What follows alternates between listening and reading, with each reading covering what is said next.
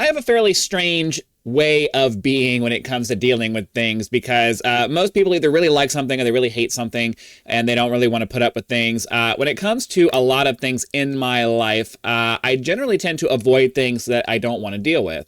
And I think that's the case for most people. However, when there is something that I really like and it has aspects that I really don't like, I will put up with the crap that I hate because I like the rest of whatever it is. And that's the case that we have with Elite Dangerous.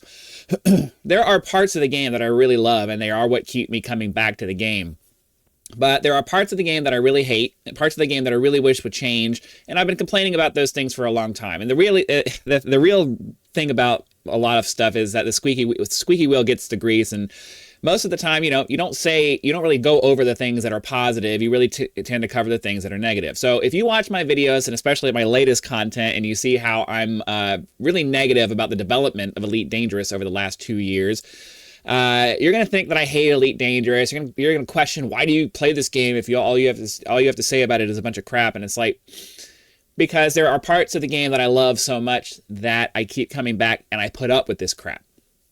But I did want to sit down and lay out my full case for why I believe that Elite Dangerous is mostly dead.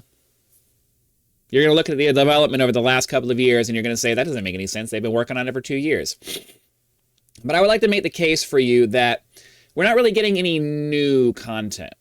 In my opinion, from my point of view, at the very best, we are getting version 1.1 of existing systems and nothing that's really new.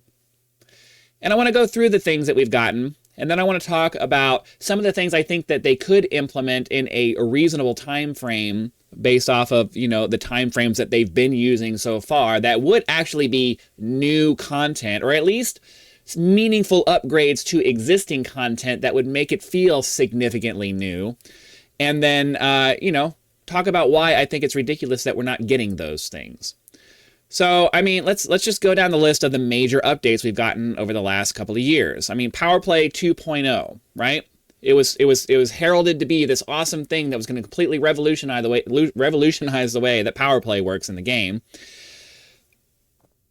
And then they deploy it, and it's basically pretty much exactly the same as Power Play was before, except every power gives you every item, and your ability to upgrade with those things now requires an extra step.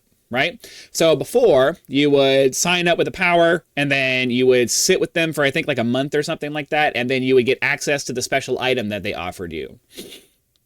Now, you sign up with a power, and yeah, they have all of the items now, but to get those items, you have to do a crazy amount of grinding to level up with that power to get access to all of the different items. And realistically, unless you're going to religiously grind the rep that you need with that specific power, it still takes you the same amount of time to get access to all of the different things that you want to get access to. But you're actually having to do the work for it instead of just sitting with the power for a month. That's not really a meaningful upgrade as far as I'm concerned. And how much programming did it really take for them to do that? There aren't any new models. Yeah, there aren't any new actual physical models for you to look at to see that there's something different. And the interface wasn't really changed really significantly to make that work. It was all background bullshit stuff. And how does it really take a year to figure all of that out? Does it really take a year to figure out changing the background system in a way that actually works? I don't think so. Take colonization. It added one new model in the form of a colony ship, right? How long did it really take to put that model together? Everything else you got with all of that was just existing stations and bases, and they just had to add some background functionality to make it so that you could place those stations and place those bases, and all of the supporting programming to make it so that you could collect the items and the interfaces and all of those things. Did it really need to take a year for that to be programmed into the game? Really, it took a year to do that. We look at the upcoming operations system that are coming, and it's likely going to use the existing mega ships that we have already as the models when you go into the actual zone and they're showing the ships there. They might have to tweak it a little bit because, you have to get into the ship to do the interior part, but what's that going to look like? You're probably going to land on an existing style landing pad. You're going to go down into a bay, and then you're going to what? You're going to disembark the ship like you do at every other station in the entire fucking game. And then you go inside, and you're probably going to be entering environments that are repurposing existing assets, rearranged in a slightly different way to make it seem like it's new. But it's not going to be new. It's going to be the same stuff that you've seen in all of the previous stuff. How much programming did that really take? We see all of these new ships that are coming out, and yeah, that's nice. Everybody has been asking for new ships forever. But, I mean, how long does it take to put together a ship model? And how long does it take to tweak the physics to get it to fly the way you want it to do and release it? How long does it take to really do that? Does it take months and months for each ship to make that happen? No, I don't think so, but that's what we're getting. Why are we getting, and then, you know, we see this new Caspian Explorer thing coming out, and it's like, as somebody who is a, you know, an explorer by trade, I look at this ship, and if the only thing that we get is some kind of bullshit neutron double jump range or something like that, that is not worth the arcs that they're going to ask us for. It is not worth the time that we've had to wait for another ship for this to do it. We get all this hype, like we talk about like we're waiting on this exobiology thing, right? We get this whole storyline when it comes to you know, what's her face with the whole exploring thing, and oh man, this is gonna blow your mind, and all of this other stuff. We get this like storyline over the course of several months, and then they finally unlock the system. We go in there and we get what? Space trees, a single incremental increase in the exobiology system, where you go to one system, it's only in one system as far as I'm aware, and you scan some space trees. All that build up and hype, space trees. Did it really take that long to program that? Or was it just a bunch of bullshit hype to make us think that we were going to finally get something new? It's not that they aren't working on the game. That's not my argument here. My argument is that they're barely working on the game, but they still expect us to pay them full price for what they're giving us. We're not getting really meaningful updates that provide us with truly new content in the game. It's reorganization, slight upgrades, bullshit, tiny little token gestures in exchange for what? You pay $15 for a microtransaction on several times throughout the year. Over the course of the year, you're paying retail price for a game, and they're not giving you anything in return.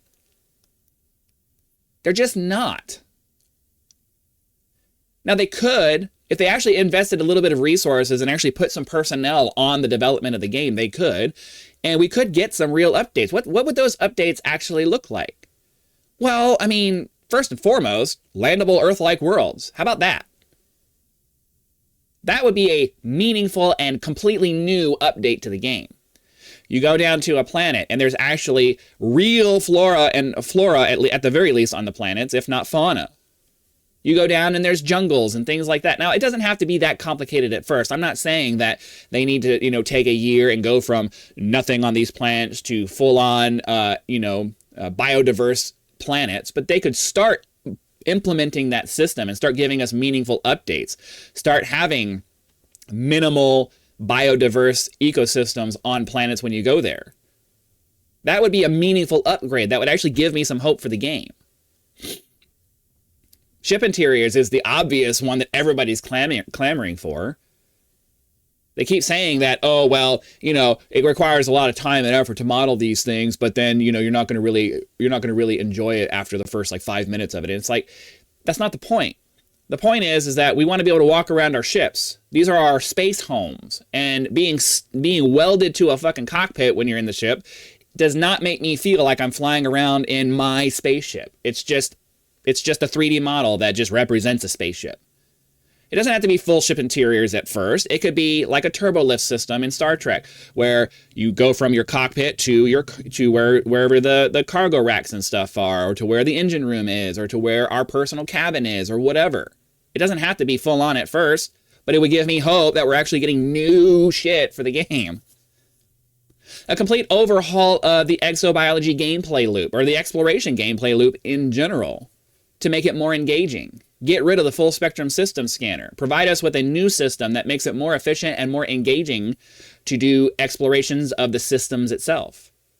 new species to make it so that we actually have more diverse things to go after, more visually interesting species that we can go after. In addition to, you know, landable Earth-like worlds. A complete update to the mission system itself for those of us who like to do bounty hunting content. Making those missions more involved and actually require you to track down targets in a way that isn't just being led around by the nose by the system because you came up with a predetermined, oh, well, no, we're just going to make you go to this system, and now you need to go to this system, and now you need to go to this system, and now you... No. A system that actually creates clues or actually has a list of clues that you actually have to figure out where the hell the person might be. Something like that. Not something that doesn't feel just arbitrary steps, but actually makes you feel like you're investigating to find your target. Maybe making it so that you can actually do non-lethal attacks on foot targets, capture them, bring them to your ship, and put them in a brig, a new model that you could add as an optional internal, and then you bring your, you know, that's where ship interiors would be nice to have, because you could go and watch and look at them in their little jail cell. And then you fly back, and after you went all through all that effort to find them, you fly back and you turn it in, and you actually get a meaningful reward that gives you a lot of money based on the amount of time you had to spend going to find them.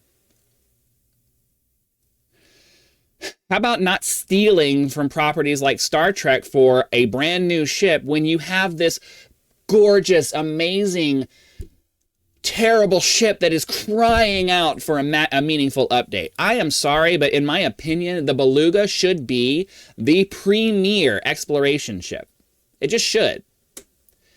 Instead, it's relegated to this fucking cargo cattle carrying mass carrying ship for you just these fucking passenger shit. I'm sorry. We are all so disappointed with the whole passenger missions thing it's supposed to be flying around this luxury cruise liner, and it's basically just moving cargo like all the other ships. That was the most bullshit update to a system that I've ever seen in my life. Imagine if we had a Beluga Mark II rather than this Caspian Explorer bullshit, with a larger FSD to make it comparable with the Anaconda, to make its jump range comparable with the Anaconda. A size 8 optional internal to make it so that it had a fuel scoop that's comparable to the Anaconda. And the thing that would actually make the Beluga meaningfully new and usable would be some kind of a ship-launched shuttle, right?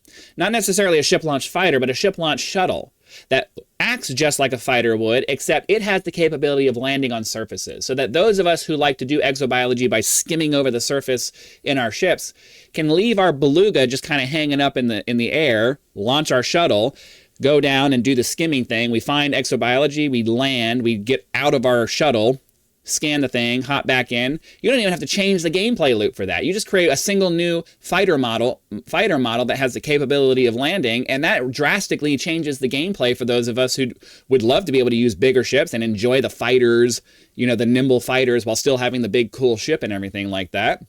That would be a minimal effort but meaningful change to the game that would fundamentally change the way that some of us do exploration. You see, the problem is that they want us to give them all this money, and they keep promising that we're going to get actual content in return. But like I said at the beginning of the video, at the very best, all we ever get is version 1.1 of shit that they did fucking years ago. Years ago. There has been nothing really new that comes into the game. It's token bullshit, and they want you to pay full price for it. I mean, really. Really, does it take months and years to do the things that they've done in the game that we've seen over the last 2 years? Does it really take that long? Or is the truth that they don't really want to invest in staff, they don't want to really invest in development, and they want to put out these things that look flashy and look cool and look this and look that, and they expect us to ooh and ah over it every time that they put out something new? But the problem is that there are too many people that go ahead and do the oohing and awing over this stuff that they're providing. And they continue to be incentivized to can give us token bullshit because you guys keep giving them money for it. I'm guilty of myself. I've paid I've paid for probably 3 early access ships over the last 2 years because I thought they were cool. But as I continue to watch them put out these stupid, ridiculous, minimal updates to the game, All the while expecting, expecting us to continue purchasing and supporting them as developers. They don't give us anything for the money that they don't give us anything for the money that they are providing, that we are providing them. How much longer are we going to continue supporting a developer who wants you to pay retail price for a game over the course of a year, right? That's the expectation. You're supposed to buy multiple stuff over the course of a year. How many of you are going to continue dumping retail level money on a game over the course of a year and get nothing in return?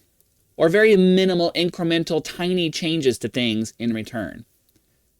You spend $40, $50 over the course of a year buying ship kits and early access to new ships and all of these things. You could get a completely brand new video game, AAA title, for that kind of money. This is not a AAA game. It never has been. How long are you guys going to continue spending AAA money on a game that doesn't want to give you any AAA stuff in return? There has to be a shift in the sentiment of the community. We can't just, have a Pavlovian response because we love this game and they start stringing us along with a bunch of little bullshit. Like, is that really what you want? Is that really what you want out of this game? Again, I have been very negative against the developers lately. The game itself, I'm sorry, it is the best space game as far as I'm concerned. I played Star Citizen, I played No Man's Sky, and those games just don't have the same kind of feel to them that Elite Dangerous does. And when I'm flying my ships around and when I'm engaging in certain activities in the game, I am highly satisfied and I love the game. The game overall, all the stuff they did 5-10 years ago, all of that stuff is primo fucking awesome. And that's why I keep coming back, because those parts of the game I love with every fiber of my being. But there are parts of the game that I really hate, and there are all and the attitude of the developer, especially lately, has been all about money and not about providing us with a fair value for the money that they want. I would spend $40 a year on this game if we were getting real updates to the game. But we're not. We're just not. If you want me to give you $40, I'm all for it. But I need to be getting, the equivalent of a brand new fucking game every year if you want me to do that. You have to give that to me. And they're just not doing it. So I'm sorry that for those of you who don't like to hear these negative videos, I understand that you have rose-tinted glasses towards this game that you've loved for a very long time. I do too. It's why I keep playing. It's why I keep making content for it.